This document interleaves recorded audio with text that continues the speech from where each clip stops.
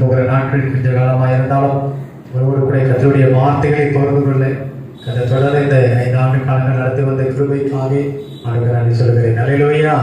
அதனால கத்தரை நாம் மேம்படுவதாக இன்னொரு சில வாரங்கள் உங்கள் மத்தியிலே நான் காணப்பட்டாலும் கத்தரை நாம் மேம்படுவதாக நாம் அதனால கத்தருடைய வார்த்தைக்குள்ளே நாம் கடந்து போகிறோம். பரிசுத்த ஆவியானவர் நம்மோடு நாளில் பேசுவாராக.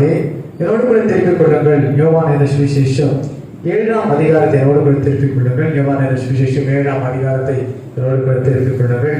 7ஆம் அதிகாரத்தை 33ஆம் வசனத்தை நாம் வாசித்தோம் என்று சொன்னால் 7ஆம் அதிகாரம்.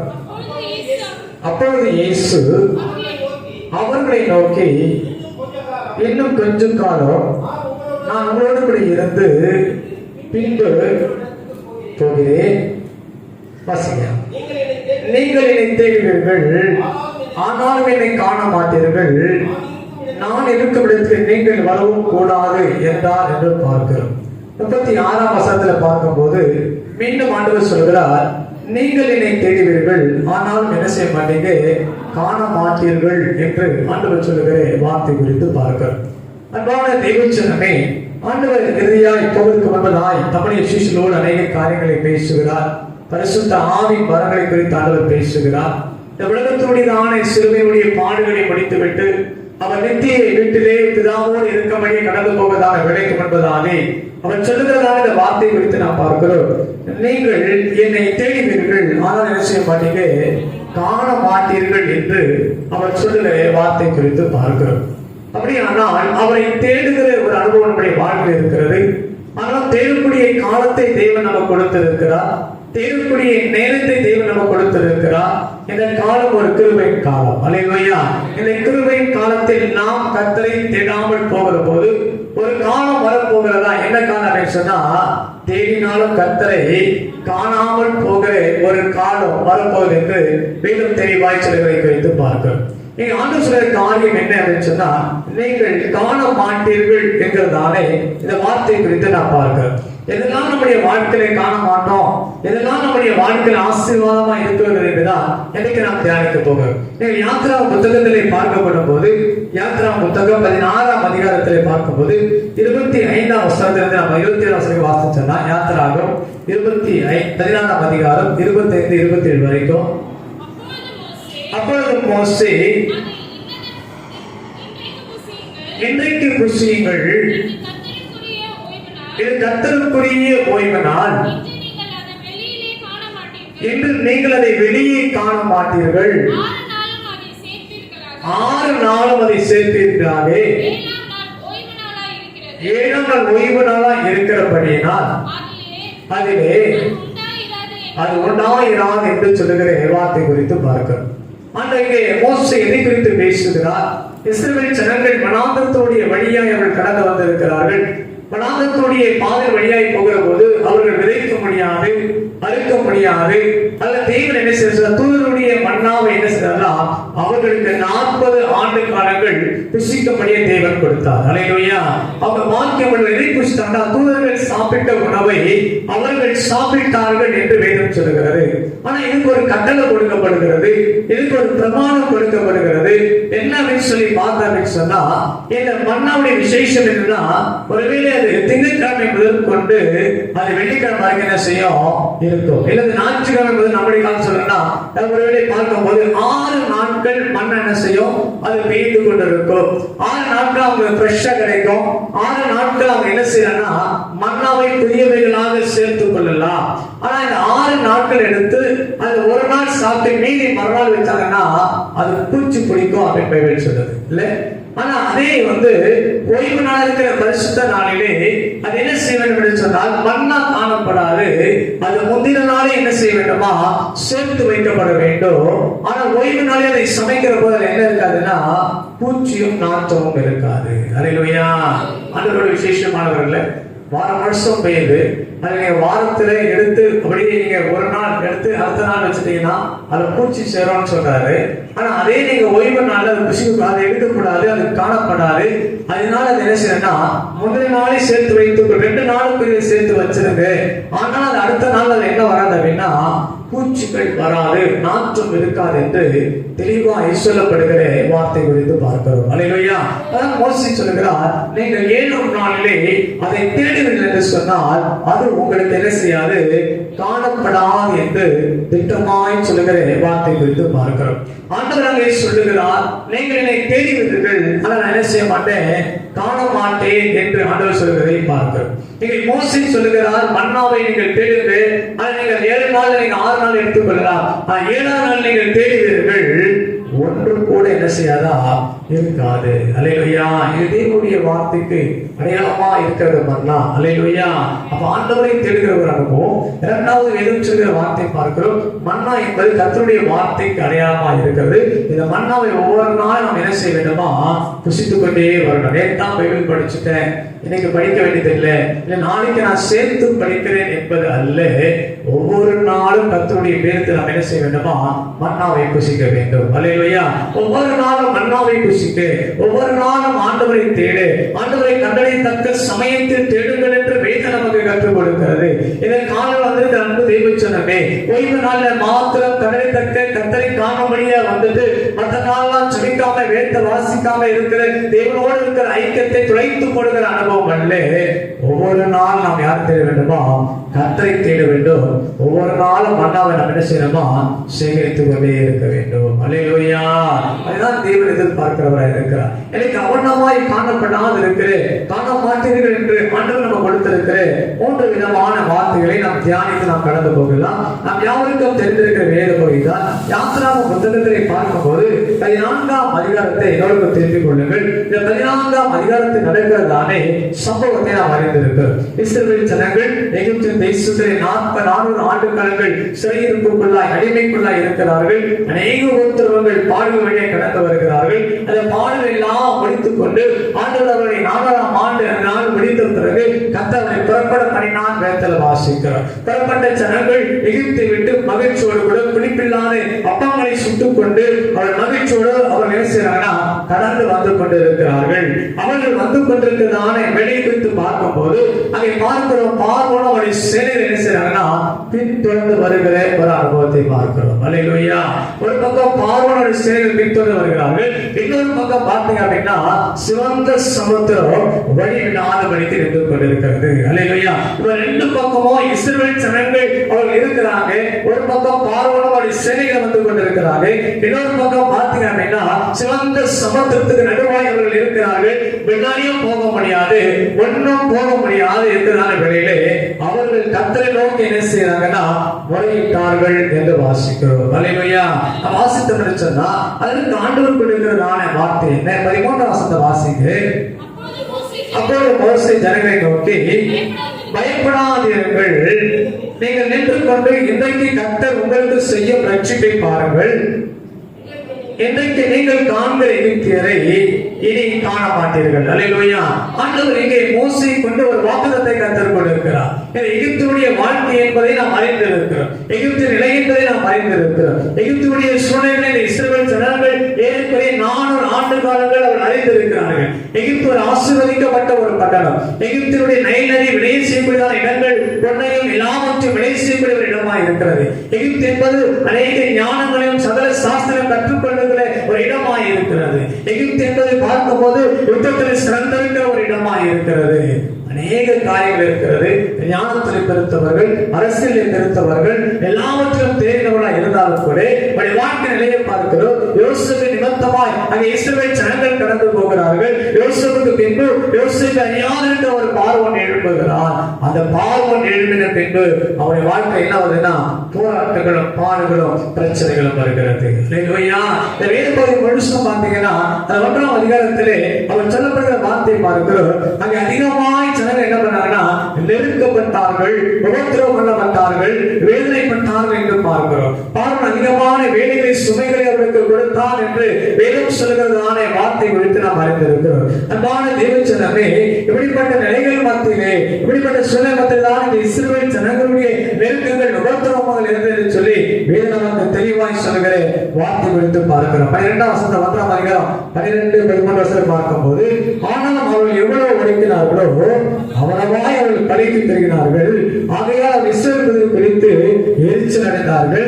எகிப்தின் இஸ்ரவேல் புத்திரரை கொடுமையா என்ன பண்ணாங்கன்னா வேலை வாங்கினார்கள் என்று வாசிக்கிறோம். 14வது வசனம் சொல்கிறது, சாந்தம் செங்கலுமாக எல்லாம் செய்யும் வேலைகளினாலும் வயலில் செய்யும் சகல வேலையினாலும் அவர்களுக்கு அவர்கள் ஜீவனை கசப்பாக்கினார்கள். அவளை கொண்டு செய்வித்த மற்ற எல்லா வேலைகளிலும் அவர்களை கொடுமையாய் நடத்தினார்கள் என்று வேதம் கற்றுக் கொடுக்கிறது. அல்லேலூயா. இஸ்ரவேல் ஜனங்களுடைய வாழ்க்கையிலே நெருக்கங்கள் பாடுகள் அனுபவித்துக் கொண்டிருக்கிறார்கள். ஏறக்குறைய 20 லட்சம் மக்கள் எகிப்து தேசத்துக்குள்ளாய் வாசம் பண்ணினார்கள். பார்க்கிறோம், ஆண் பிள்ளை பிறந்த உடனே போட்டு பார்வடி கட்டளை. பெண் பிள்ளையா இருக்கும் என்றால் உயிரோடு வைக்க விட வேண்டும். ஆண் பிள்ளை பிறக்கும் என்று சொன்னால் அவள் எகிப்திலே வாசம் பண்ண முடியாது.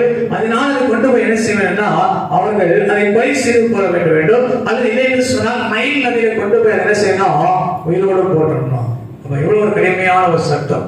அவருக்கு போதுமான ஆதாரங்கள் அவருக்கு கிடைக்கவில்லை.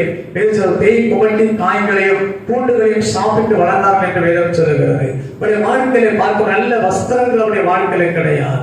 அடிமையின் வாழ்க்கையா இருந்தார்கள். அவருடைய பாதரட்சைகள் அவர் தொடுத்துக் கொள்ள முடியாது. சரீரத்தின் வாழ்க்கை அவருடைய காணப்பட்டது. இத்தனை போராட்டத்தின் மத்தியில் தான் ஆண்டவர் மோசேயை கொண்டு அந்த ஜனங்களை விடுவிக்கும்படியாக 10 விதமான வாதைகளை தேவன் காண்பிக்கிறார். அல்லேலூயா.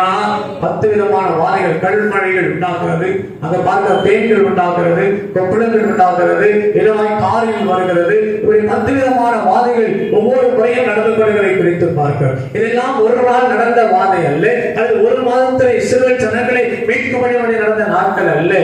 பல நாட்கள், பல வருடங்கள் மோசேயை கொண்டு கர்த்தர் அற்புதங்களை செய்து கொண்டே இருந்தார். அல்லேலூயா. ஆனாலும் அவருடைய இருதயம் கடினப்பட்டதினாலே வேதம் சொல்லி அனுப்பாமல் இருக்கிறார். கடைசியா ஒரு வாதை வருகிறது, தலைப்பிள்ளையை சங்காரம் என்று பார்க்கிறோம். அல்லேலூயா. உடனே பார்வன் சொல்லுகிறான், எங்களை ஆசீர்வதித்து நீங்க என்ன பண்ணுங்க, போங்க என்று சொல்லுகிறார். இஸ்ரவேல் ஜனங்களுக்கு ரொம்ப மகிழ்ச்சி. அதே போல எல்லாம் ஆசீர்வாதத்தில் வெள்ளியும் பொன்னையும் வாங்கிக் கொண்டு எல்லாரும் அவள் கடந்து வருகிறார்கள். வருகிற போது அவருடைய மனம் மாற்றப்படுகிறது. மீண்டுமாய் பார்க்கும் போது இஸ்ரவேல் ஜனங்க ஆடல் பாடலோடு கூட பிள்ளைகளோடு கூட எல்லாம் கடந்து வருகிறார்கள். அவள் முன்னோக்கி போகிற போது பின்னாக பார்வோடைய சேனைகள் வருகிறது. அல்லேலூயா. பின்னாய் பார்க்கிற போது வேதம் செய்வதை பார்க்கிறோம். முன்னோக்கி போகிறவருடைய வாழ்க்கையில சிவந்த சமுத்திரம் நின்று கொள்கிறதை குறித்து பார்க்கிறோம். இஸ்ரவேல் ஜனங்கள் பயம் திகில் நிறைந்தவர்களாலே ஆண்டவரை நோக்கி என்ன செய்றாங்கன்னா மிகவும் குறையிட்டார்கள் என்று வாசிக்கிறோம். 10 வசனத்திலே பார்வோன் சமீபித்து வருகிற போது இஸ்ரவேல் புத்திரர் தங்கள் கண்களை இறைத்து பார்த்து எகிப்தியர் தங்களுக்கு பின்னை வருவதை கண்டு மிகவும் பயந்தார்கள். அப்போது இஸ்ரவேல் புத்திரர் கர்த்தரை நோக்கி கூப்பிட்டார்கள். அல்லேலூயா. இந்த ஜனங்க இப்பதான் முதல் முறை என்ன பண்றாங்கன்னா ஜெபிக்க ஆரம்பிக்கிறாங்க. அல்லேலூயா. இதுவரைக்கும் பாடுகள் பிரச்சனை நினைத்தவங்க ஜெபிக்க ஆரம்பிக்கிறார்கள். இப்ப கர்த்தருடைய வார்த்தை மோசே கொண்டாகி சொல்கிறது, கர்த்தர் உங்களுக்கு செய்யும் ரட்சிப்பை பாருங்கள். இன்றைக்கு நீங்கள் காண்கிற எகிப்தியரை இனி நீங்கள் காண மாட்டீர்கள். அல்லேலூயா. எகிப்துடைய பாடுகளை மாற்றும்படியா, எகிப்துடைய நிந்தைகளை மாற்றும்படியா கர்த்தர் உங்களோடு கூட இருக்கிறார். நீங்கள் பயப்படாத என்று வேதம் சொல்வதை பார்க்கிறோம். என் அன்பு தேவச்சனமே, இன்னைக்கு இந்த 5 மாதங்களை கடந்து வந்திருக்கிறீங்க. இந்த 5 மாதத்தில் எகிப்தை போன்றவருடைய வாழ்க்கை நிலைகளில் இருக்கலாம். எகிப்தியர் போன்றவருடைய வேலைஸ்தலத்தில் அநேகர் எழுப்பி இருக்கலாம். உங்கள் உறவை வாழ்க்கையில், உங்கள் குடும்பத்தின் மத்தியிலே எகிப்தியர் போன்றிருக்கிற ஜனங்கள் எழுப்பி உங்கள் குடும்ப உறவை பிரிக்கிறவர்களாய் காணப்பட்டிருக்கலாம். உங்கள் சமுதாயத்தை கடந்து போகிற போது உங்களுக்கு விரோதமாக எழுப்புகிற அநேகர் காணப்பட்டிருக்கலாம். அநேக உத்தரவுகள், குடும்பத்துடைய போராட்டங்கள், பிரச்சனைகள், வேலையிழப்பின் காரியங்கள், வருமான பற்றாக்குறையான காரியங்கள், இல்லை அநேக எதிர்பார்ப்பின் மத்தியிலே சோர்ந்து போய் வாழ்க்கையில 5 மாதங்களை கடந்து வந்திருக்கிறார். கர்த்தர் 15வது நாள் கர்த்தர் சொல்லுகிற காரியம் என்ன? உங்கள் வாழ்க்கையில் இருக்கிற எல்லா சரீரத்தையும் தேவன் மாற்றுவார். அல்லேலூயா. ஆண்டவர் கொடுக்கிற வாக்குத்தத்தம். ஆண்டவர் சொல்றாரு, உங்கள் வாழ்க்கைக்கு இன்று காண்கிற எகிப்து நிலை காண மாட்டீங்க. உங்கள் வாழ்க்கை இதெல்லாம் எகிப்து நிலைகளாய் இருக்கிறது. இதெல்லாம் உங்களுடைய வாழ்க்கை நிலைகளிலே எகிப்தை போல ஜீவனை கசப்பாக்கி கொண்டிருக்கிறீர்கள். இதற்காக தெய்வ சமூகத்தினர்கள் ஜெபம் கொண்டிருக்கிறீர்கள். பிள்ளைகளை குறித்தோ, உங்கள் குடும்ப வாழ்க்கை குறித்தோ, உங்கள் பலவீனங்களை குறித்தோ, உங்கள் வாழ்க்கையின் சூழ்நிலை குறித்தோ, அது ஏதோ ஒரு பொருளாதார நெருக்கடிகள் குறித்தோ, உங்கள் வாழ்க்கையின் எதிர்காலத்தின் குறித்தோ எல்லாம் போராடி ஜெபிக்கலாம். ஆனா வேதம் சொல்ற ஒரே வார்த்தை என்ன? ஆண்டவர் சொல்கிறார், உங்களுக்கு சிவந்த சமுத்திரத்தை 2ஆய் பிளந்து கொண்டு போகிற கர்த்தர். அல்லேலூயா. வாழ்க்கையிலே எத்தனையோ வழக்குகளை பார்க்கிறோம். எத்தனையோ வழக்குப்பட எத்தனை பேர் சொன்னாங்க, இந்த வழக்குகளை முடிப்பதற்காக எத்தனை ஆண்டு காலங்கள் காத்திருக்கிறோம், ஆனா என்ன முடியல. அல்லேலூயா. இப்படிப்பட்ட நிலையில் வந்து வாடுகிற ஜனங்களுக்கு தேவன் கொடுக்கிற வார்த்தை, எனக்கு எல்லாவற்றும் கர்த்தர் உங்களுக்கு நன்மையாய் மாற்றுகிற நாட்களாய் மாதங்களாய் கர்த்தர் வைத்திருக்கிறார் என்று வேதம் தெளிவாய் சொல்வதை குறித்து பார்க்கிறோம். வாசித்தபடி சொன்னால் வாசிக்கிற 20 வாசிப்போம்.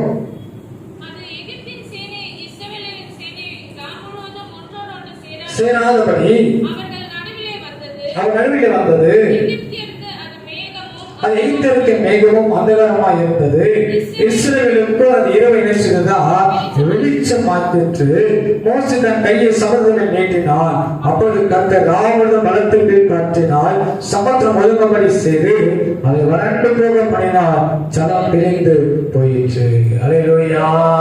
அடைக்கப்பட்ட வழிகளை திறக்கிற கர்த்தர். அல்லேலூயா. உனக்கு முன்னே போய் போராடாதவர்களை செவையாக்குவேன் என்று கர்த்தர் வாக்குரைக்கிறார். அல்லேலூயா.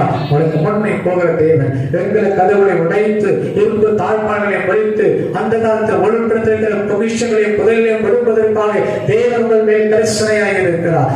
தேவன் சொன்னது சிவந்த ரத்தம் சமத்துக்குரிய அழைக்கப்பட்ட வழிகளுடைய வாழ்க்கையை காணப்பட்டிருக்கலாம். ஆனால் வேதம் சொல்கிறது, ஒருவரும் திறக்கக்கூடாதவனை பூட்டுகிறவர், ஒருவரும் பூட்டக்கூடாதவனை திறக்கிற தேவன் உங்கள் வாழ்க்கை மையத்தில் உங்கள் நடுவிலே வாசம் பண்ணுகிற கர்த்தர். அல்லேலூயா. அவர் மாத்திரம் உறுதியாக பிடித்துக் கொள்ளுங்கள். கர்த்தர் சொன்ன காரியம் அதுதான், அவர் சொன்ன காரியம் அதுதான். நீங்கள் காண மாட்டீர்கள். ஒருவேளை காண மாட்டாமல் போவதற்கு முன்பதாக நம்முடைய வாழ்க்கை கர்த்தரை நாம் தேட வேண்டும், கர்த்தருடைய வார்த்தை நாம் பிடித்துக் கொள்ள வேண்டும். இரண்டாவதாக வேதம் சொல்லுகிற இந்த வார்த்தை குறித்து நாம் பார்க்கிறோம். எனக்கு நமக்கு முன் இருக்கிற எல்லா விதமான வாழ்க்கை சூழ்நிலைகளையும் தேவன் நமக்கு நன்மையாய் மாற்றுகிறவர். அல்லேலூயா. இரண்டாவதாய் பார்க்கப்படும் போது அதே வார்த்தை குறித்து நாம் வாசிக்கிறோம். 2 ராஜாக்கள்ல நாம் வாசித்தோம் என்று சொன்னால் 2 ராஜாக்கள் 3ஆம் அதிகாரத்தில் 17 வாசிக்கலாம். 2 ராஜாக்கள் 3ஆம் அதிகாரம் 17 வசனம். நீங்கள் காற்றையும் காண மாட்டீர்கள், மழையும் காண மாட்டீர்கள், ஆடு மாடுகளோ தன் மிருக ஜீவன்களோ குடிக்கும்படிக்கு இந்த பள்ளத்தாக்கிலே தண்ணீரால் நிரப்பப்படும் என்று கர்த்தர் சொல்லுகிறார் என்று பார்க்கிறோம். அல்லேலூயா. இரண்டாவது இது சொல்லப்பட்ட வார்த்தை பார்க்கிறோம். எலிசா சொல்லுகிற வார்த்தை என்ன? எலிசாவுக்கு தேவனால் உண்டான வார்த்தை என்ன? இந்த வார்த்தை யாருக்கு நேராக கடந்து வருகிறது? யோராமுக்கு நேராக கடந்து வருகிறது, யோசபாத்துக்கு நேராக கடந்து வருகிறது, யோராமின் ராஜாவுக்கு நேராக கடந்து வருகிறது. அல்லேலூயா. அவர் இதை தேடி அலைந்து கொண்டிருக்கிறார்கள், தண்ணீரை தேடி அலைந்து கொண்டிருக்கிறார்கள். என்ன நிலை அப்படின்னா, என்ன சூழ்நிலை மாத்திரம் இருக்கிறாங்க அப்படின்னு சொன்னா, ஆகாப் என்கிற ராஜா இஸ்ரவேலை ஆளுகிறார். 10 கோத்திரங்களை 2ஆக பிரித்து போடுகிறார். 10 கோத்திரங்கள் இஸ்ரவேல் என்று சொல்லியும் யூதா பென்யமீன் கோத்திரங்கள் தனித்தும் ஆட்சி செய்கிறார்கள். அந்த நிலையில தான் பார்க்கும்போது ஆகாப் இதை ஆட்சி செய்து கொண்டிருக்கிறார். ஆகாப் என்பதாலே அவருடைய குமாரன் இருக்கிறதாலே யோராம் என்ன செய்கிறார் சொன்னால், அவன் ஸ்தானத்திலே கடந்து வருகிறார் என்று வேதம் தெளிவாக சொல்கிறதாலே வார்த்தை குறித்து நாம் பார்க்கிறோம். இந்த நாட்களை பார்க்கும்போது மோவாபின் ராஜாவிற்கு மேசா என்று சொல்லப்பட்ட மனுஷர் ஆகாப்பின் நாட்களிலே அநேக ஆடுகளை அவனுக்கு வெகுமதியாக கப்பமாக கொடுத்து கொண்டு வருகிறார். இதெல்லாம் நடந்து கொண்டிருக்கிறது, உடன்படிக்கைப்படி போய் கொண்டிருக்கிறது. ஒரு காலம் வந்தவுடனே ஆகாப் மரித்த பின்பு யோராமுக்கு என்ன செய்யலன்னா, மோவாப் ராஜா இவர்களை கொடுக்காமல் நிறுத்தி விடுகிறார். அது மாத்திரமல்லாமல் ஒரு யுத்தத்தலம் உண்டாக்கப்படுகிறது. அப்பொழுது இந்த யோராம் என்ன செய்யறது சொன்னால், இஸ்ரவேல் ராஜா இருக்கிற யோரா யாரை அழைக்கிறார் என்று சொன்னா, இங்கே வேதாவஸ்தை வாசிக்கலாம். மோவாபின் ராஜா எனக்கு விரோதமாய் கலகம் பண்ணினான், மோவாபியரை யுத்தம் பண்ண என்னோடு கூட வருகிறேன் என்று யூதான் ராஜாவாகி யோசபாத்தை கேட்கிறதற்கு அவள், நான் வருகிறேன், நான் தான் நீர், என்னுடைய ஜனங்களுடைய ஜனங்கள், என்னுடைய குதிரைகளுடைய குதிரைகள் என்றான் என்று பார்க்கிறோம். எந்த வழியாய் போவோம் என்று கேட்டால், அதற்கு எந்த வழியாக போனாங்க? யோரா மனாந்தரத்தின் வழியாய் போகிறார்கள். மோவாபுக்கு விரோதமாய் போகிற இவர்கள் எப்படி போறாங்க? 3 ராஜாக்கள் போறாங்க. இஸ்ரவேலின் ராஜா போகிறார், யூதாவின் ராஜா போகிறார், யோராமின் ராஜா போகிறார்கள். இந்த 3 ராஜாக்களும் வண்ணமாய் போய் கொண்டிருக்கும் போது நடக்கிற காரியம் என்ன அப்படின்னு சொன்னா, 9ஆம் வசனத்தை வாசிங்க. அப்படியே ராஜாவும் ஏதோமின் ராஜாவும் சேர்ந்து போனார்கள். ஆனாலும் அவர்கள் 7 நாள் சுற்றித்திருந்த போது அவர்களை பின் சென்ற ராணுவத்திற்கும் மிருக ஜீவன்களுக்கோ தண்ணீர் இல்லாமல் போயிற்று. அல்லேலூயா. வனாந்தரத்துல போயிட்டு இருக்கிறாங்க, யுத்தகலத்துல போயிட்டு இருக்கிறாங்க. இஸ்ரவேல் ராஜா இருக்கிற யோராம் போயிட்டு இருக்கிறான். அவனுக்கு துணையா இருக்கிறதான யோசபாத் யூதாவின் ராஜா போய் கொண்டிருக்கிறான். இவர்களுக்கும் துணையா இருக்கிற ஏதோமின் ராஜா போய் கொண்டிருக்கிறான். ஆனா 7 நாள் சுற்றி கொண்டிருக்கிறார்கள். அவர்களுடைய ராணுவ வீரர்களுக்கும் அதை சார்ந்திருக்கிற ஆடு மாடுகளுக்கும் 7 நாளும் சுற்றி கொண்டிருக்கிறாங்க. ஆனா என்ன கிடைக்கல, அவளுக்கு தண்ணீர் கிடைக்கவில்லை. அல்லேலூயா. தண்ணீர் ஒரு மனுஷனுடைய வாழ்க்கையில மிக முக்கியமான ஒரு காரியம். அப்படித்தானே? தண்ணி இல்லாம இருக்க முடியுமா? சாப்பாடு இல்லாம 10 நாள் பட்டினியா இருக்க முடியும். ஆனா தண்ணீர் இல்லாமல் ஒரு நாள் என்ன செய்ய முடியாது? சொல்லுங்களேன், இருக்கவே முடியுமா? முடியவே முடியாது. ஒரு நாள் வீட்டுல இவ்வளவு தண்ணி இல்லை அப்படின்னு சொன்னா, வீடு முழுசா வெறுமையா இருக்கு அப்படின்னு சொன்னா, நம்ம நிலைமை என்ன அவன் யோசித்து பாருங்க. குளிக்க, சமைக்க, துவைக்க, குளிக்க எதுக்குமே தண்ணி இல்லைங்க அப்படின்னு சொன்னா மிக கடுமையான ஒரு சூழலை காணப்படும். இல்ல பொதுவாக அம்மாமார்களால நிம்மதியாக செய்ய முடியாது, இருக்க முடியாது. ஒரு காலங்களில் சென்னை பட்டத்தில் அதிகமான தண்ணீர் பஞ்சம் வந்த நாட்கள் எல்லாம் ஒன்று மழை வறட்சிகள். இன்றைக்கு பரவாயில்ல, 24 மணி தண்ணி வருகிறது. அன்றைக்கு அப்படிப்பட்ட தண்ணிகள் கிடையாது, கேன் வாட்டர் கிடையாது. எத்தனையோ நாட்கள் போராட்டங்கள் உண்டு. இன்னைக்கு அநேக கிராமங்கள்ல சரியான தண்ணி வசதி கிடையாது. நீங்க ராஜஸ்தான் எல்லாம் பாத்தீங்கன்னா ஒரு குடம் தண்ணீருக்கு எத்தனையோ மைல் தூரம் கொண்டு பேசுறாங்க, கொண்டு வருவதை பார்க்கிறோம். அதே போலதான் இவர்கள் 7 நாட்கள் சுற்றி கொண்டிருக்கிறாங்க. ஆனா 7 நாட்கள் அவங்களுக்கு என்ன கிடைக்கிறாருன்னா தண்ணீர் கிடைக்கவில்லை. உடனே யோசபாத் நினைக்கலாம், 7 நாள் ஆயிடுச்சுன்னா தண்ணி கிடைக்கல. தண்ணி கண்ண அடுத்தது எங்க போனோம்? மரணத்துடைய வழியாய் கடந்து போனோம். அப்ப மரணத்துடைய வழி அவன் மாத்திரம் இல்லை, அவன் நம்பி இருக்கிற சேனைகள் எல்லாம் மரணத்துடைய பாதை வழியாக போகிற போதுதான் நீங்க கேட்கிற காரியம் என்ன?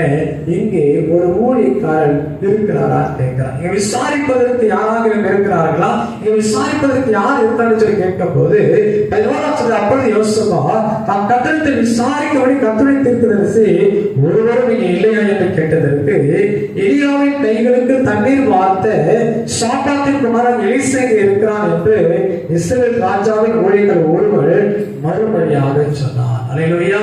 எலிசா வல்லமை நிறைந்திருக்கிற ஒரு மனிதன். எலிசா ஒரு தெய்வ பக்தியில நிறைந்திருக்கிற ஒரு மனுஷன். எலிசா சொன்னா அப்படியே நடக்கவில்லை. நாம் அறிந்திருக்கிறோம். நாகமானுடைய குஷ்டரோகத்தை நீக்கபடியா தொடாதபடிக்கு நாகமானை பார்க்காமலே அவனை போய் யோர்தானை 7 தரம் மொழி என்று சொல்லு என்று சொல்கிற போதே அவன் குஷ்டரோகம் நீங்கி போயிற்று என்று வேதம் சொல்கிற வார்த்தை குறித்து பார்க்கிறோம். சொல்லப்பட்ட ஸ்திரீக்கு பார்க்கும்போது கர்ப்பத்தின் கனி இல்லாத அவளுக்கு தீர்க்கதரிசனம் சொல்லுகிற போது கர்ப்பத்தின் கனி உண்டாயிற்று. கர்ப்பத்தின் கனி உண்டானது மாத்திரமல்ல, அந்த குழந்தை குறிப்பிட்ட நாளில் மறித்த போது மீண்டும் அவனுக்கு ஜீவனை கொடுத்தான் என்று சொல்லி வேதம் சொல்லுகிற வார்த்தையை பார்க்கிறோம். எலியாவுடைய இரட்டத்தனையான அற்புதங்களை செய்து உடனமான ஒரு தீர்க்கதரிசியா இருக்கிறார். இப்போது யோராமுடைய வேலைக்காரன் சொல்லுகிறார், எங்கே ஒரு தீர்க்கதரிசி இருக்கிறார். அந்த தீர்க்கதரிசி குறித்து அவன் கொடுக்கிற வார்த்தை என்ன?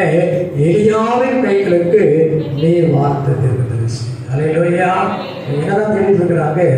தண்ணீர் தான் தேடிட்டு இருக்கிறாங்க.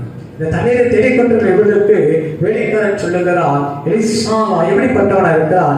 எலியாவின் கைகளுக்கு நீர் வார்த்த ஒரு மனுஷனா இருக்கிறார். இந்த நீரை வார்த்த மனுஷத்தை அவர் கடந்து போகிறார்கள். அதை கடந்து போவது நடக்கிறதான வார்த்தை நிலைமை குறித்து நாம் பார்க்கிறோம். அங்க போய் எலிசாவை பார்க்கிறாங்க. எலிசா கோபம் பண்ணுகிறார். யார் மீது கோபம் பண்ணுகிறார்? யோராம் மீது கோபம் பண்ணுகிற அனுபவத்தை குறித்து பார்க்கிறோம். ஏன் கோபம் பண்ண சொன்னால், என் ஆகாப் எப்படிப்பட்டவனா இருக்கிறார்? தெய்வ பக்திக்கு விரோதமானவனாய் இருக்கிறார். ஆகாப் எப்படிப்பட்ட மனுஷன் இருக்கிறார் சொன்னா, சிவனோடு இணைந்து விக்கிரக தோப்புகளை உண்டாக்கி பாகாலை செழித்த ஒரு மனுஷனாய் காணப்படுகிறார். அவன் எலியாவின் ஜீவனை வாங்குவதற்காக எழுப்பினவர் இயேசுவை. அல்லேலூயா. அப்படிதான் சொல்றது இல்லை. இஸ்ரவேல் ஜனங்களா வழியில் போயிட்டாங்க. கர்த்தர் தெய்வமானால் தெய்வமா இருக்கட்டும், பாக தெய்வமா என்று சொல்லி எலியா மீண்டும் திருப்பி கொண்டு வருகிற அனுபவத்தை குறித்து பார்க்கிறோம். இந்த சம்பவம் நடக்கிற நிலையை குறித்து பார்க்கிறோம். அதனால இந்த யோராம் மீது இது எலிசாவுக்கு மிகுந்த கோபமா இருக்கிறது. என்னிடத்தில் எதற்காய் வந்தால் உன் தகப்பனுடைய தீர்க்கதரிசனத்திலே உன் தகப்பனுடைய தெய்வத்திலே கடந்து போக வேண்டியதான் என்று சொல்லிட்டு அது சொல்றார், யோசபாத் மாத்திரம் வராதிருப்பா என்று சொன்னால் உன் முகத்தை நான் பார்த்திருக்க மாட்டேன். அல்லேலூயா. கவனிச்சு பாருங்க, யோசபாத் தேவனுக்கு பயந்த ஒரு மனிதன். யோசுபாத்துக்கு விரோதமாய் யுத்தங்கள் வருகிறது. கர்த்தர் யோசுபாத்துக்கு துணையாக இருந்தார் என்று வேதத்தில் வாசிக்கிறோம். தேவச்சனமே இப்பொழுது அவன் சொல்கிற வார்த்தை என்ன? இப்பதான் எலிசா சொல்றாரு, நீங்க பயப்படாதீங்க, நீங்கள் என்ன காண மாட்டீங்கன்னா காற்றையும் காண மாட்டீர்கள், மழையும் காண மாட்டீங்க. ஆனா என்ன செய்யப்படும்னா உங்கள் ஆடு மாடுகளுக்கு உங்கள் ஜீவனுக்கும் குடிக்கும்படி இந்த பள்ளத்தாக்கு தண்ணீர் என்ன செய்யும்? 7 நாள் கிடைக்காத ஒரு தண்ணீர், 7 நாளும் தேடிய இடத்துல கிடைக்காத ஒரு தண்ணீர், 7 நாளும் இந்த ராஜாக்கள் போராடுகிறார்கள், ராணுவ தலைவர்கள் போராடி கொண்டிருக்கிறார்கள். 7 நாட்கள் சுற்றி பார்க்கிறாங்க, வறட்சி பூமியா இருக்கிறது, துறவெல்லாம் தூர்த்துப்பட்ட ஒரு இடமாய் காணப்படுகிறது, ஆசீர்வாதத்திற்கு வழியே இல்லாம இருக்கிறது. ஆனா இப்போ திரும்ப சொல்றாரு, நீங்க போங்க, உங்களுக்கு காற்று பார்க்காதீங்க, மழையும் பார்க்காதீங்க. அல்லேலூயா. அப்ப மழைக்கு என்ன அவசியமா இருக்கிறது? காற்று அவசியமா இருக்கிறது, மேகம் அவசியமா இருக்கிறது. அல்லேலூயா. அப்ப அந்த காற்று குளிர்ந்த காற்று அடிக்க வேண்டும், கார் மேகம் சூழ வேண்டும். இது ரெண்டும் ஒன்னானதான் என்ன வரும்னா மழை பெய்யக்கூடிய. இப்போ அவர் சொல்றாரு, நீங்க வானத்தை பார்க்காதீங்க, வானத்திலிருந்து மழை நிச்சயமாய் கடந்து வராது.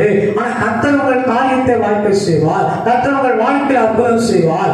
எந்த தண்ணீருக்காக நீங்கள் 7 நாட்கள் போராடினீங்களோ அந்த தண்ணீரை கர்த்தர் உங்களுக்கு நாட்கள் உங்களுக்கு கொடுத்து உங்கள் தாகத்தை தீர்ப்பதற்கு அவர் போதுமானவராய் இருக்கிறார் என்று அவர் சொல்கிறாரு.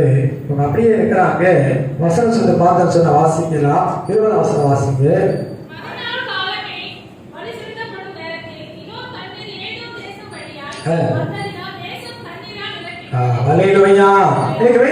மறுநாள் காலமே அவங்க என்ன பண்ணாங்கன்னா பலி செலுத்தப்படும் நேரத்தில் என்று வாசிக்கிறோம். அதுபோல கர்த்தருக்கு பலி செலுத்தபடி ஒரு நேரம் வந்திருக்கிறது.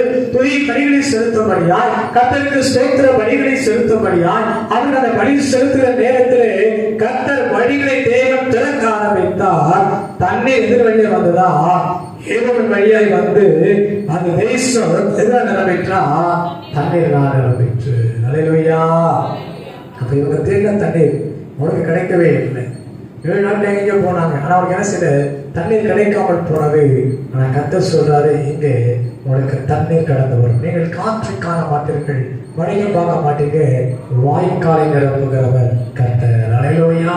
உங்கள் வாழ்க்கையின் எதிர்பார்ப்புகள், உங்கள் கண்கள் மாம்சத்தை பார்த்து, உங்கள் கண்கள் மனுஷனை பார்த்து, உங்கள் கண்கள் அநேகரை தேடி போய் உங்கள் ஆசீர்வாதத்திற்காக அநேக ஜனங்களை நாடி ஓடிக்கொண்டிருக்கலாம்.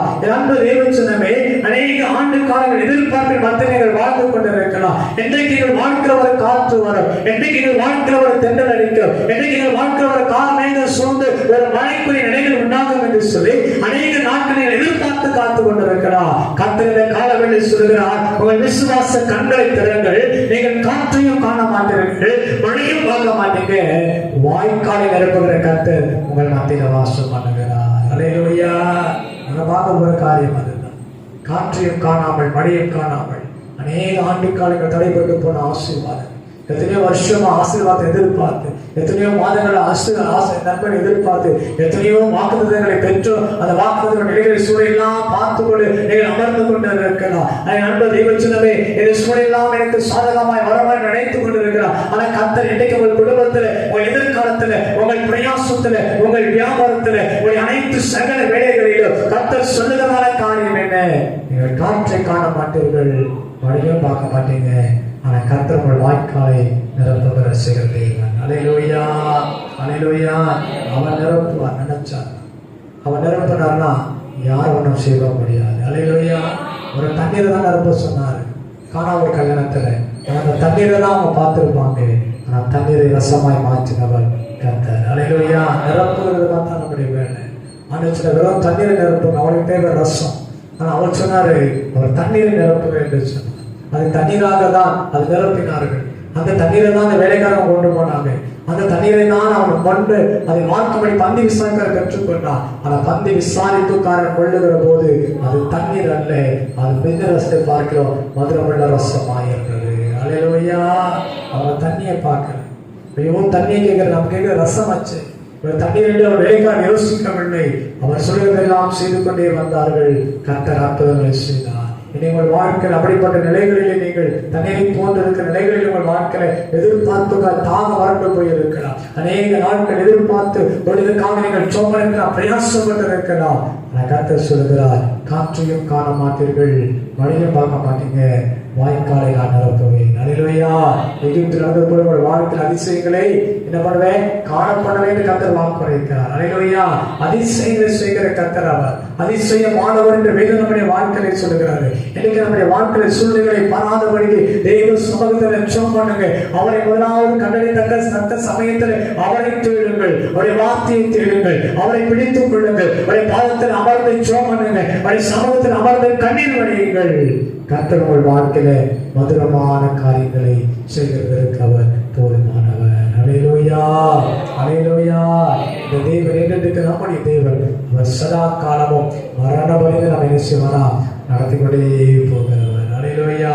அவருக்கு தண்ணீரை கர்த்தர் காண்பித்தார். மூன்றாவதாக எதிர்ச்சிருக்கிற வார்த்தை என்ன என்னோடு தெரிந்து கொள்ளுங்கள். மூன்றாவது பார்த்தா அப்படின்னு சொன்னா வாசிக்கலாம். யோபு புத்தகம் 5ஆம் அதிகாரத்துல யோபு 5:24 வாசித்தவர் சொன்னார், உம்முடைய கூடாரம் சமாதானத்தோடு இருக்க காண்பீர், உம்முடைய வாசஸ்தலத்தை விசாரிக்கும் போது அதை என்ன காண மாட்டீங்க, குறைவை காண மாட்டீர்கள். அல்லேலூயா. மூன்றாவது ஆண்டவர் கொடுக்கிற ஒரு வார்த்தை குறித்து பார்க்கிறது. இங்க யோபோடு கூட பேசப்படுகிற வார்த்தை, சிநேகிதர்கள் யோபோடு கூட பேசிக் கொண்டிருக்கிறார்கள். பேசுகிற நிலைகளை குறித்து பார்க்கும்போது அவங்க அநேக காரியங்களை அதை சொல்லிட்டு வராங்க. அதை சொல்கிற வார்த்தை என்ன, உங்களுடைய கூடாரம் எப்படி இருக்க காண்பீர், சமாதானத்தோடு இருக்க காண்பீர். அல்லேலூயா. அப்ப இரண்டாவது சொன்னது, உங்களுடைய வாசஸ்தலத்தை உங்களுடைய வீட்டை உற்று நோக்கும் போது விசாரிக்கப்படும் போது அது என்ன காண மாட்டீங்க, குறைவை காண மாட்டீர்கள். அல்லேலூயா. மூன்றாவது என்ன காண மாட்டீங்க, குறைவை காண மாட்டீர்கள். அல்லேலூயா. இன்னைக்கு நம்முடைய வாழ்க்கை நிலைகளிலே சூழல் மத்தியிலே அநேக குறைகள் மத்தியிலே கடந்து வந்திருக்கிறோம். நீ குறை சொல்லணும் அப்படின்னா நம்ம வாழ்க்கை குறித்து அநேக குறைகள் நம்ம என்ன செய்யலாம், சொல்லிட்டே போகலாம். வருஷம் வருஷம் குறைவுகள் எவ்வளவு இருக்கிறது நம்முடைய வாழ்க்கையில இல்லை. ஆனா நம்ம எதிர்பார்க்கிற என்ன, பெருத்த ஆசீர்வாதத்தை எதிர்பார்க்கிறோம் இல்லை, பெருத்த நன்மைகள் ஆசீர்வாதத்தை நம்ம எதிர்பார்த்து கொண்டு இருக்கிறோம். ஆனா வேதம் சொல்லுகிறது, நம்முடைய வாழ்க்கையில ஆண்டவர் சொல்லுகிறார் என்ன, உங்களுடைய வாசஸ்தலத்தை விசாரிக்கும் போது உற்று நோக்கும் போது என்ன பார்க்க மாட்டீங்கன்னா, குறைவை பார்க்க மாட்டீர்கள். அல்லேலூயா. இன்னைக்கு மனுஷன் இன்னைக்கு நம்ம வீட்டுக்குள்ள வந்துட்டா அப்படின்னா எதை பார்க்கறாங்க தெரியுமா, குறைவை பார்க்கிறார்கள். வீட்டு நிலையை பார்க்கிறாங்க. பழைய வீடுனா ஒரு மாதிரி, புது வீடுனா ஒரு மாதிரி. அதே ஒரு வீட்டுல வந்து பாத்தீங்கன்னா புது வீடு கட்டி பிரதிஷ்டம் பண்ண வீடு கூட போய் பாருங்களேன், எப்படி செஞ்சா நல்லா இருக்கும்ல, அப்படி செஞ்சா நல்லா இருக்கும்ல. இப்படி அநேக காரியங்கள் எதை பார்க்கறோம்னா குறைவை பார்க்கிறோம். ஆனா நீங்க ஆண்டவருக்கு சொல்கிற வார்த்தை என்ன, உங்களுடைய வாசஸ்தலத்தை விசாரிக்கப்படும் போது அது என்ன பார்க்க மாட்டீங்கன்னா, குறைவை காண மாட்டீர்கள். அல்லேலூயா. ஏன் குறைவு வராது, எப்பொழுது குறைவை காண மாட்டோம் என்று சொன்னால், நிறைவான இயேசு என்றைக்கு நம்முடைய வாழ்க்கை வருகிறாரோ, நிறைவான இயேசு என்றைக்கு நம்முடைய குடும்பத்தை வாசம் பண்ணுகிறாரோ, நிறைவான இருக்கிற இயேசு என்றைக்கு நம்முடைய வாழ்க்கையில் தங்கி இருக்கிறாரோ, அன்றைக்குதான் நம்முடைய வாழ்க்கையில் என்ன இருக்காதுன்னா, குறைவை காண மாட்டீர்கள். அல்லேலூயா, அல்லேலூயா. நம்ம வாடகை வீட்டே இருக்கிறோம், குறைவான ஒரு காரியம். ஏன்னா சம்பளம் இன்கிரிமெண்ட் பொருள், குறைவான ஒரு காரியம். ஏன்னா சரியான ஒரு ஆதாரம் இல்லை, குறைவான ஒரு காரியம். இன்னும் பிள்ளைகளுக்கு ஃபீஸ் கட்ட முடியல, அடுத்த மாசம் வந்துருச்சு, குறைவான ஒரு காரியம். இன்னும் பிள்ளைகளுக்காக பணங்களை செலவு செய்து கொண்டிருக்கிற குறைவான ஒரு காரியங்கள். இப்படி அநேக காரியங்களை குறைப்பட்டு நம்முடைய வாழ்க்கை கடந்து கொண்டிருக்கிறது. நாட்கள் எதிர்பார்த்திருக்கிற வேட்டைக்கு வாழ்க்கை ஒரு நிறைவை நான் பார்க்க முடியும் என்று சொல்லி, ஆனா இங்க யோபு சொல்லுகிற வார்த்தையை பார்க்கிறோம், ஒரு வாசஸ்தலத்தை உற்று நோக்கும் போது குறைவை காண மாட்டீர்கள். அல்லேலூயா.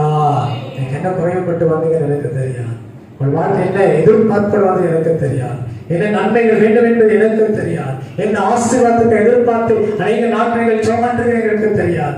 என் வாழ்க்கை குறைவாகவே இருக்கிற நிலைகளுக்கு இருக்கலாம். ஒருவேளை ஜபக்குறைவுடைய வாழ்க்கையை காணப்பட்டிருக்கலாம். ஒருவேளை குடும்பமாய் வரக்கூடாதபடிக்கு ஒருவேளை கணவர் வந்தால் பிள்ளைகள் வந்தால் கணவன் மனைவி என்று வர முடியாத நிலைகளை குறைவுபட்டு காணப்பட்டிருக்கலாம். ஆனால் கர்த்தர் சொல்ற இந்த காலவெளியிலே உங்கள் வாசலத்தை விசாரிக்கும் போது குறைவை காண மாட்டீர்கள். அல்லேலூயா. குறைவை நிறைவாக்குற கர்த்தர் வாசிக்கலாம். பிலிப்பியர் 4:19 வாசிக்கலாம். நிறைவேறிய வசனம் பிலிப்பியர் 4:19 வாசிப்போம். என் தேவன் என் தேவன் தம்முடைய ஐஸ்வர்யத்தின்படி உங்கள் குறைவுகள் எல்லாம் கிறிஸ்து இயேசுவுக்குள் என்ன செய்யறா இந்த மகிமையில் நிறைவாக்குகிறார். அல்லேலூயா. மனுஷன் குறைவை நிறைவாக்க முடியாது. எந்த ஒரு தகப்பனோ பிள்ளையோ எந்த ஒரு பெற்றோரோ அந்த குறைவை எல்லாம் பூர்ணமாய் நிரப்ப முடியாது. வேதம் சொல்கிறது கிறிஸ்து பரிபூர்ணராய் இருக்கிறார். அல்லேலூயா. அவர் பூர்ணமான தேவன், அவர் பரிபூர்ண ஆசீர்வாதங்களை உடையவர். வேதம் சொல்ற பூமியும் அதன் நிறைவும் யாருடையதா? அவருடையதா இருக்கிறது. அவர் நிறைவானவர். தம்முடைய மகிமையினாலே உங்கள் குறைவுகளை நிறைவாய் மாற்றுவார். அல்லேலூயா, அல்லேலூயா. இன்னைக்கு கத்திரத்தை காலப்படியிலே ஆண்டவர் சொன்ன வார்த்தையாக இருந்திருக்கு. சீஷரை பார்த்து சொன்னார், இன்னும் கொஞ்சம் காலம் தான், என்ன மாட்டீங்க, காண மாட்டீர்கள். மோசே சொல்கிற வார்த்தையை பார்த்தோம், நீங்க 4 நாள் சேர்த்துக் கொள்ளுங்க, 7ஆம் நாள் உங்களுக்கு மண்ணை என்ன செய்யாது, காண மாட்டீர்கள் என்று மோசே சொன்ன வார்த்தையை பார்க்கிறோம். அதே மோசே தான் இஸ்ரவேல் ஜனங்கள் முறையிட சொல்கிறவர். இன்னைக்கு கர்த்தர் செய்ய ரட்சிப்பை பாருங்கள். இன்று காண்கிற இனி காண மாட்டீர்கள். 2வது, நீங்கள் காற்றையும் காண மாட்டீர்கள், மழையும் காண மாட்டீர்கள், வாய்க்கால்களை நிரப்புவார். அல்லேலூயா. 3வது வேதம் சொல்கிறது, ஒரு வாசகத்தை விசாரிக்கும் போது அதில் குறைவை காண மாட்டீர்கள். குறைவை நிறைவாக்க கர்த்தர் நம்மோடு கூட நம்மை ஆசீர்வதித்து வழிநடத்தி காப்பாராக. ஆமென்.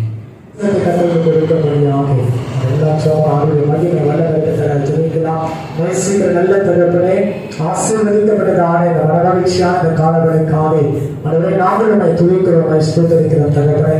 இந்த காலங்களில் நாங்கள் திருச்சபையார் குடும்பமாய் இந்த நாட்களிலே சேர்ந்து வருவோம், துதிக்கிறோம், ஆராதிக்கிறோம். கற்றுக்கொடுத்த நல்ல குழுமைக்காக ஆண்டவரை நான் அதிகமாய் துதிக்கிறோம், ஸ்தோத்திரிக்கிறோம். மகிமை நேசர்களோடு கூட ஏற்பட்ட தடைகளை கத்தர் மாற்றி அவர்களுக்காக துதிக்கிறோம் தகப்பனே, ஸ்தோத்திரம். ஏனால் பாடின பாடல்கள், வசனங்கள், துதி ஆராதனைகள் எடுத்த எல்லா விண்ணப்பங்களுக்காக கத்தரை அதிகமாய் ஸ்தோத்திரிக்கிறோம். மகிமை ராட்சாய் அவர்கள் விழாவில் வந்து அதற்காக ஸ்தோத்திரம். இதனால் நான் கேட்ட வார்த்தைகளை நாங்கள் காண மாட்டாத இருக்கிற காரியம் உண்டு. எங்கள் வாழ்க்கைக்கு நாளை கத்தாவை தடைகளை கத்தரை மாற்றும்படியாக அதை நாங்கள் சொல்லிக்கிறோம். காற்றையும் காண மாட்டீர்கள், வணிக வாய்க்கால்கள் நிரப்பத்தக்கதாக நாங்கள் சொல்லிக்கிறோம். குறைவை காணாதபடி தேவர்கள் வாழ்க்கையை ஆண்டவர் ஆசீர்வதிக்கும்படியாக இந்த கருத்தில் அர்ப்பணித்து நாங்கள் சொல்லிக்கிறோம். இந்த நாட்களிலே இருக்கிற நிர்வாக வைத்து புதிய ஒரு நிர்வாக குழுவை தேர்ந்தெடுக்க விசுவாச ஒழுங்கு தலைவலியே ஆலோசனைப்படி இன்றைக்கு வாசிக்கும்படியாய் ஏற்படுத்த கிருபைக்காய் ஸ்தோத்திரிக்கிறோம். இந்த நாள் இந்த பிள்ளைகள் இந்த உடைத்த பாதையிலே ஆண்டவரை அர்ப்பணித்திருக்கிறார்கள். பிதாக்குமார் பரிசுத்த ஆவி நாமத்தில் இவரை நாங்கள் திருச்சபையாய் சேர்ந்து ஆசீர்வதிக்கிற ஆண்டவரை ஒரு புதிய தரிசனத்தை ஆத்மபாரத்தை தந்து சபையோடு இணைந்து விசுவாசிகளோடு இணைந்து அதுவே திருச்சபைக்கான விசுவாசிகளுக்காகத்தான் நிறைவாகக்கூடிய என்பதை அறிந்த ஆண்டவரை ஸ்தோத்திரம். வரப்போற விசுவாசிகளோடு இணைந்து செயல்படும்படியான பாக்கியத்தை கர்த்தர் ஆண்டவரை தரும்படியா நாங்கள் சுபிக்கிறோம் தகப்பனை. தன்னுடைய மகிமை பிரசனம் சுபிக்கிறோம். 5 ஆண்டு காலங்கள் அடியோடு பயணித்து அனைத்து கர்த்தருடைய பிள்ளைகளுக்காக நன்றி சொல்கிறோம். 5 வருஷம் ஊழியத்திலே ஆண்டவரை கனப்படுத்தி ஆதரித்து ஆண்டவரை ஸ்தோத்திரிக்கிறோம். நடக்கிற அனைத்து விசுவாச குடும்பங்களையும் இந்த நாட்டில் அதிகமாக நினைக்கிறோம், நன்றி சொல்கிறோம் தகப்பனை. ஒவ்வொருக்காக கத்தரை பலவிதமான நிலைகள் மத்தியிலே அவர்களை உற்றார ஆண்டவரை உடன்பிறந்தவர்களால் தாய தகப்பனாய் ஆண்டவரை சகோதரனாய் சகோதரி இருந்த ஆண்டவரை அதை கோஷித்தவர்கள் அத்தனை விசுவாசிகளுக்காக இந்த நாட்டில் நன்றி சொல்கிறோம், ஸ்தோத்திரிக்கிறோம். இந்த வாரத்தில் பிறந்தநாளுக்காக இருக்கிற அன்பு தேவ பிள்ளைகளையும் என் ஆண்டவரை ஆசீர்வதிக்கப்படி சொல்லிக்கிறோம். பிதா குமாரன் பரிசுத்த ஆவியின் நாமத்தில் நாங்கள் ஆசீர்வதித்து சொல்லிக்கிறோம். திருமண நாளை கடந்த அன்பு தேவ பிள்ளைகளை இயேசுவின் நாமத்தால் ஆசீர்வதிக்கிறோம். திருமண வல்லமை குடும்பத்தில் இருக்கப்படி சொல்லிக்கிறோம். வரவேற்கப்பட்ட மக்களுக்காக சோமன்றோம். கட்டளை புதிய பலன் சுகம் தெய்வ பாதுகாப்பை என் ஆண்டவர் கட்டளைப்படியா நாங்கள் சோமன்றத்தை தாவி தலைப்பட்டு மக்களை மக்களை கொண்டு வருவதாக ஒவ்வொரு வாரம் சரியான நேரத்தில் கட்டளை பிள்ளைகள் வந்து கலந்து கொண்டு கட்டளை தேவை தேவன் தொழிற்சமையை சொல்லிக்கிறையா என்னை தேவை காண மாட்டேன் அந்த காலத்துக்கு முன்பதாய் கட்டளை தேவை அந்தவரே மன்னாவை அந்தவரே நாளில் காணாமல் சொல்லி போல அது இருக்கிற நாட்களை கட்டளை வார்த்தையை முடித்துக் கொண்டு நடக்க தேவன் கிருபை செய்யும்படியாய் அர்ப்பணித்து நாங்கள் சொல்லிக்கிறோம். இயேசுவின் மாறாத நாமத்தில் சொல்லிக்கிறோம் நல்ல பிதாவே ஆமென். சேர்ந்து சொல்லுவோம். என் ஆத்துமாவே கர்த்தரை ஸ்தோத்திரி, என் உள்ளமே அவருடைய பரிசுத்த நாமத்தை ஸ்தோத்திரி. என் ஆத்துமாவே கர்த்தரை ஸ்தோத்திரி, அவர் செய்த சகல உபகாரங்களையும் மறவாதே. ஆமென். கர்த்தராகிய இயேசு கிறிஸ்துவின் கிருபை, பிதாவாகிய தெய்வத்தின் அன்பும் பரிசுத்த ஆவியானவருடைய ஐக்கியம், சமாதானம், வழக்கம், சகல ஆசீர்வாதங்கள் கர்த்தருடைய வரை மட்டும் நாம் எவரும் நம்பு தெய்வத்தை கூட வைத்திருந்து காப்பதாக. ஆமென்.